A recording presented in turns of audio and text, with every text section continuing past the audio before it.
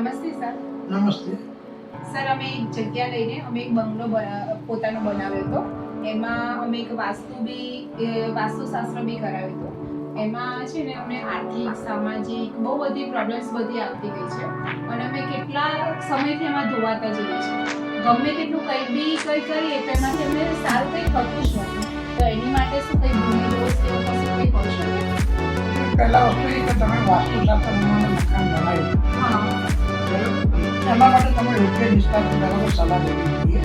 અનુભવી વ્યક્તિની સલાહ લેવી જોઈએ. જો અનુભવી વ્યક્તિ ના હોય ને બિલકુલ ફેશનર હોય તો જે વાસ્તુશાસ્ત્રના જે બેઝિક મુદ્દાઓ છે ને એને ધ્યાનમાં નથી રાખતા.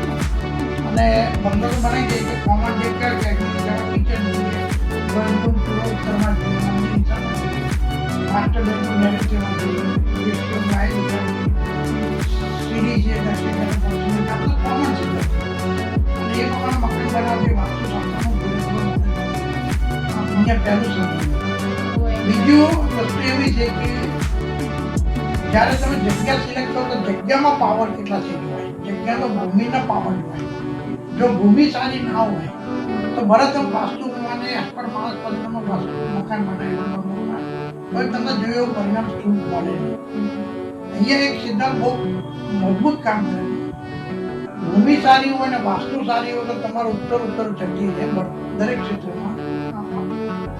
તમારું વાસ્તુ સારું હોય ને ભૂમિ સારી ના હોય તો તમને કોઈ ચડતી ના રહે, તમારી ડેવલપમેન્ટ પણ ના રહે.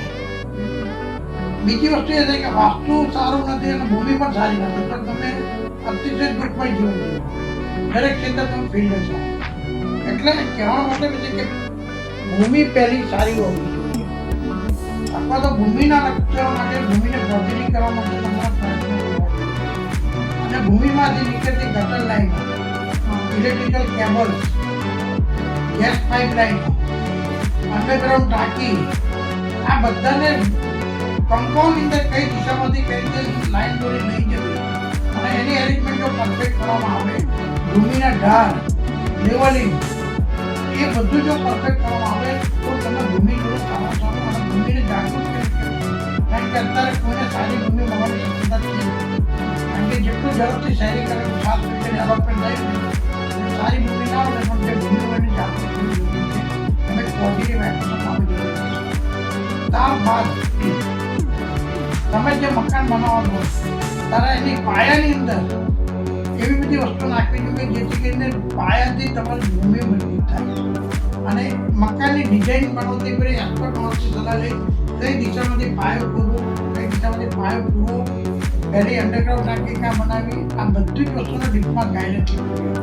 અને બને ત્યાં સુધી તમારે એનું રાઇટિંગમાં ડિઝાઇન લેવી જોઈએ. આર્કિટેક્ટ પાસે કોલમની ડિઝાઇન લઈ પછી તમારી જરૂરિયાત પ્રમાણે તમારે પરફેક્ટ કામ કરવું જોઈએ. જેમાં દાવાની ટાંકીથી લઈને ઝાંપાથી લઈને દાવાની ટાંકી બધા જ પોઈન્ટ વાસ્તુના સચવાઈ જતા હોય છે. ધાબા ઉપર સોલરનો પણ પોઈન્ટ સચવાઈ જતો હોય છે. વાસ્તુશાસ્ત્ર બહુ નાનો વિષય નથી, બહુ ઊંડો વિષય છે. એમાં બહુ ઊંડો અભ્યાસ માંગી લે છે. તો તમે લાંબા સમયથી 20, 25, 50 વર્ષ સુધી તમે સુખાકારી અનુભવી શકો. તમે એક ઉન્નતિમાંથી બીજા 7 ક્ષેત્રમાં ઉન્નતિ કરી શકો. એટલે તમારી ભૂમિ સારી હોવી જોઈએ. ભૂમિ સારી ના હોય તો પહેલી પોઝિટિવ બને.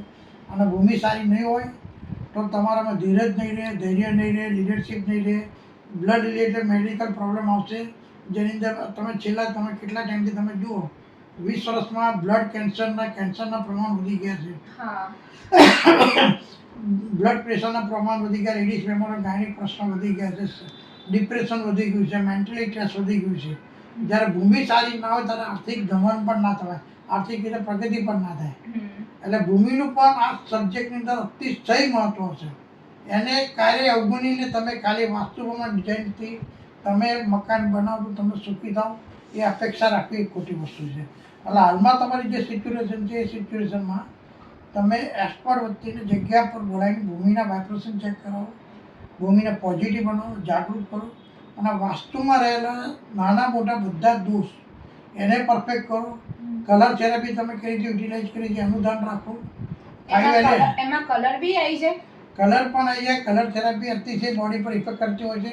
ઇન્ટિરિયર અંદર બીજું 5 એલિમેન્ટ જેમ કે મેટલ છે, વુડ છે, અર્થ એલિમેન્ટ છે, ફાયર એલિમેન્ટ છે, વોટર એલિમેન્ટ છે, એની પણ અરેન્જમેન્ટ ઇન્ટરનલ પરફેક્ટ હોવી જોઈએ. ઓહો. અને સુવા બેસવાની દિશા પણ પરફેક્ટ હોવી જોઈએ. કઈ દિશામાં વજન વધારે રાખવું, કઈ દિશામાં વજન ઓછું રાખવું, એ બધું જ કેલ્ક્યુલેશનમાં આવી જાય. ઇવન અમે લોકો ફ્લોરિંગના ટાઇલ્સના કલરથી લઈને સીલિંગની પીઓપીની ડિઝાઇનથી લઈને એટલો ડીપલી ગાઈડલાઇન્સ આપતા હોઈએ છીએ. એટલે તો જ તમારી પાસે એક પોઝિટિવ ઉર્જા બનતી હોય છે. બીજું, આજના સમયની અંદર તમારું જે મકાન બનતું હોય એમાં બહારથી આવતી રેતી, માટી કે જે પણ એલિમેન્ટ આવતા હોય એ કેવી જગ્યાના આવ્યા છે, કેવી જગ્યા નથી આવ્યા, તમને કોઈને ખબર ના હોય. હા, એ એટલે આપણને- તમારું ગમે તેટલું તમારે કેર લો છતાં પણ એ નેગેટિવ પોઈન્ટ ઊભા થવાની શક્યતા વધી જતી હોય છે.